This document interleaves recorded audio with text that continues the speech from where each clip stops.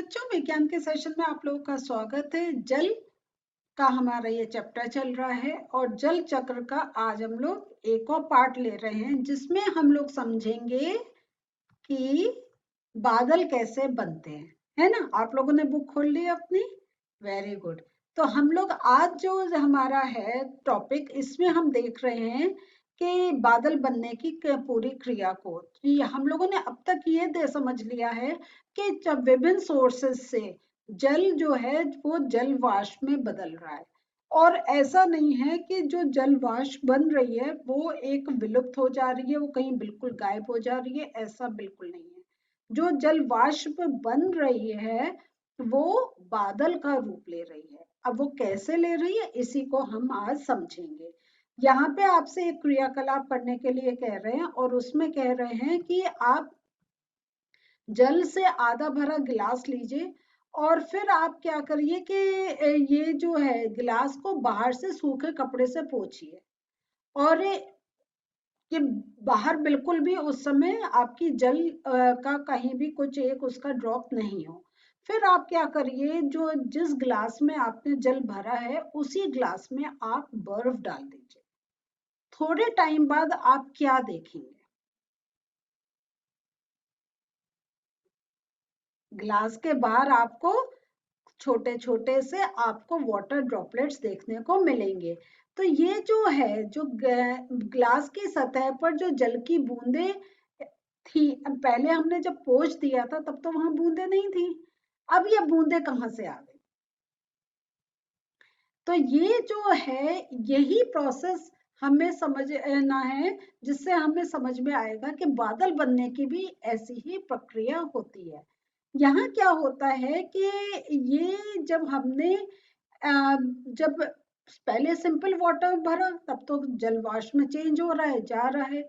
लेकिन जब हमने बर्फ डाल दी तो क्या हुआ, जो ग्लास की जो सतह थी वो बहुत ठंडी हो गई। तो जो एक जो जल वाष्प में बदल रहा था, वो जो वाष्प है वो का परसेंटेज जो ग्लास के बाहर की सरफेस को जिसने टच करा, तो वो जो वाष्प है वो फिर से क्या हुआ, वो वाटर में चेंज हो गई, वाटर ड्रॉपलेट्स में चेंज हो गई। और ये जो है, और ये जैसे आपसे यहाँ कहा गया, जलवाष्प ग्लास की सतह पर संघनित हो जाती है, कंडेंस हो जाती है। तो ये कंडेंसेशन का हम लोग पहले भी पढ़ चुके हैं कि जो वाष्प होती है उसको अगर लोअर टेम्परेचर पे लाया जाए तब वो फिर से पानी में चेंज हो जाती है। तो आप ये पूरा प्रोसेस ऐसे ही होता है कि जल है, जल को जब हीट मिल रही है तब वो वेपर्स में, जलवाष्प में चेंज हो रही है, और वेपर्स को जब उनका टेम्परेचर डाउन हो रहा है, उनको ठंडक मिल रही है, वो फिर से जल में परिवर्तित हो जाते हैं। तो यहाँ इसलिए जो इसके बाहर हमें जो ड्रॉप्स देखने को मिलती हैं, जो वाटर जो वेपर्स होती हैं वो कंडेंस हो जाती हैं, संघनन हो जाती हैं, और वो पानी का छोटे छोटे ड्रॉप्स में चेंज हो जाती हैं। तो जल को पृथ्वी के पृष्ठ पर पुनः वापस लाने के लिए संघनन प्रक्रम एक बहुत महत्वपूर्ण भूमिका निभाता है। तो इसको समझने के लिए हम ये देखते हैं कि जैसे जैसे हम पृथ्वी के पृष्ठ के ऊपर जाते चले जाते हैं, जैसे हम ऊपर ऊपर जाते हैं, वह ऊपर का जो टेम्परेचर होता है वो लोअर होता जाता है। मीन्स धरती का सरफेस, और अगर हम उसके ऊपर का देखें तो वहां की एयर काफी एक ठंडी होती है। तो यहाँ जो ऊपर जो ठंडा होता है, तो जो जलवाष्प है वो इसको फिर से देखिए, जल है, जलवाष्प में बदला। जब वाष्प है, एयर है, हवा में एक मिक्स हो गया है, तो वो जैसे हवा ऊपर जा रही है, ये भी ऊपर जा रहा है। जब वो ऊपर एक ऊंचाई पर पहुंचता है कि उसको जो टेम्परेचर है वो काफी लोअर हो जाता है, तो उस स्थिति में जो जलवाष्प है वो संघनित होकर छोटी छोटी जल की बूंदों, जिन्हें हम जल कणिका कहते हैं, इनमें परिवर्तित हो जाता है। और ये जो छोटी छोटी जो जल कणिकाएं हैं वो वायु में तैरती हैं, और वो हमें बादलों के रूप में दिखाई देती हैं। तो ये बादलों के रूप में हमें दिखाई देती हैं। और जब ये ऐसी जो जल कणिकाएं, ये तो अभी जैसा हमने देखा है ना, ये वाटर ड्रॉपलेट्स जो जैसे ग्लास के बाहर है ऐसे थोड़ी थोड़ी होती हैं, लेकिन जब ये आपस में मिल जाती हैं तो बड़े माप की जल की बूंदें बनाती हैं।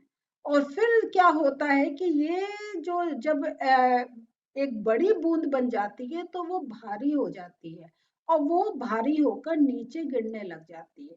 और ये जो बूंदें जब नीचे एक साथ गिरने लग जाती हैं, वो हमारे पास वर्षा के रूप में धरती पर आती है।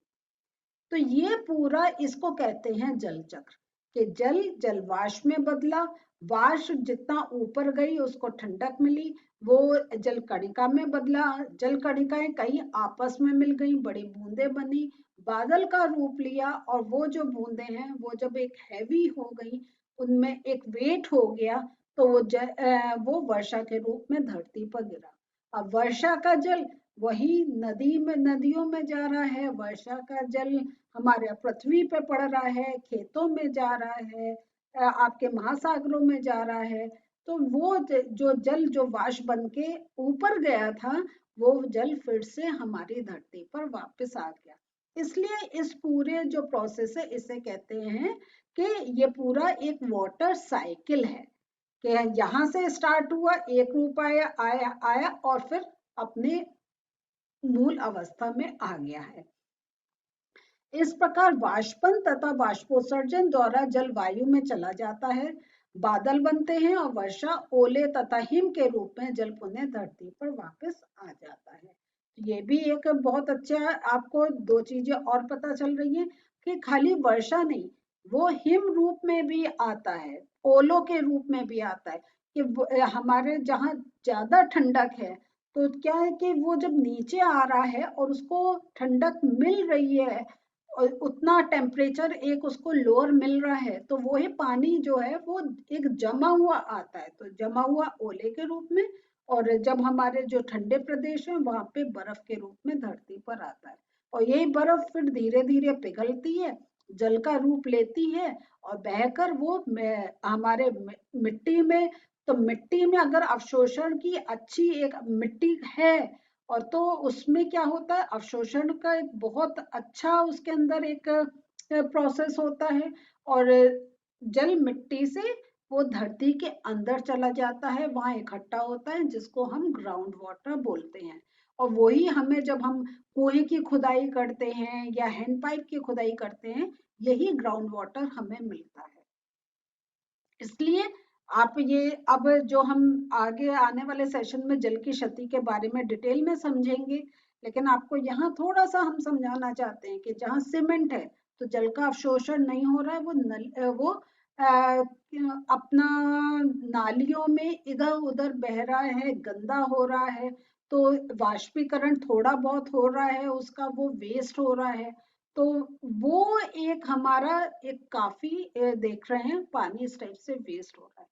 लेकिन अगर वो ही धरती के अंदर अगर उसका एक एब्जॉर्प्शन रहेगा, कच्ची जमीन के अंदर उस पानी अवशोषित होगा, तो वो ही अवशोषित पानी जितने पौधे हैं उनकी जड़ें वो नीचे से ग्रहण करेंगी, हमारे कुओं में पानी अधिक आएगा, हमारे जो तालाब हैं वो भी, वाटर के जो अंदर जो इकट्ठा होता है वो ही तो हमें ऊपर मिलता है।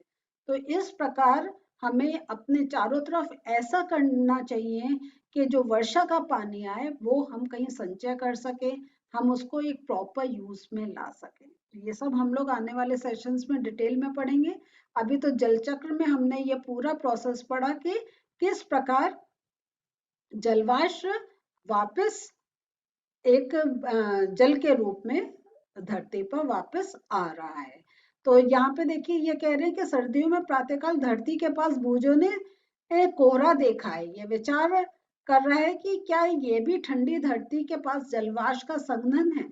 हाँ, तो जो हमारा क्या होता है कि जो जब ठंडी होती है तो जो जलवाष्प जल है, फिर वो जल जलवाष्प में बदल रहा है, लेकिन वो इतना ऊपर नहीं जा पाता, उसको ठंडक मिलती है, वो वही छोटे छोटे वाटर ड्रॉपलेट्स में वो एक बदल जाता है और वो हमें कोहरे रूप में दिखाई देता है। कोहरे का दूसरा रीजन ये भी है कि पॉल्यूशन जितना आपका ज्यादा हो अधिक होगा तो डस्ट भी उसमें मिल जाती है, तो वो एक कोहरे का रूप ले लेती है। तो ये है, इसलिए आप सुबह आप देखते होंगे कि जब थोड़ा ठंडी है तो ओस की बूंदें हमें धरती पर पड़ी मिलती हैं। तो वो उसका भी कारण यही है कि जब हम उस जो जल रात गर्मी से थोड़ी सी लेकर जो वाष्प में चेंज हुआ, लेकिन क्योंकि धरती हमारी रात में ठंडी हो गई है तो वो वाष्प फिर से वाटर ड्रॉपलेट्स में बच है और वो हमें ओस की बूंदों के रूप में दिखाई देती है। तो यहाँ ये इस प्रकार हम देखते हैं कैसे पूरा एक जल चक्र चलता है। बादल कैसे बनते हैं? जैसे जैसे वायु पृथ्वी के पृष्ठ पर उठती है, ठंडी होती जाती है। पर्याप्त ऊंचाई पर वायु इतनी ठंडी हो जाती है कि उसमें उपस्थित जलवाष्प संघनित होकर छोटी छोटी जल की बूंदों में परिवर्तित हो जाते हैं, जिनको हम जल कणिका भी बोलते हैं। ये बहुत सी जल कणिकाएं बादलों के रूप में दिखाई देती हैं। बहुत सी जल कणिकाएं मिलकर बड़े अमाप की जल की बूंदें बनाती हैं, जो भारी होकर वर्षा के रूप में धरती पर गिरती हैं। तो ये आप नोट कर सकते हैं बादल बनने के प्रोसेस के लिए। ओस की बात करते हैं तो रात को जब गर्म हवा किसी ठंडी सतह को छूती हुई बहती है तो उसमें उपस्थित जलवाष्प पानी के कणों के रूप में उस सतह पर संघनित हो जाते हैं। इन्हीं पानी के कणों को हम ओस कहते हैं।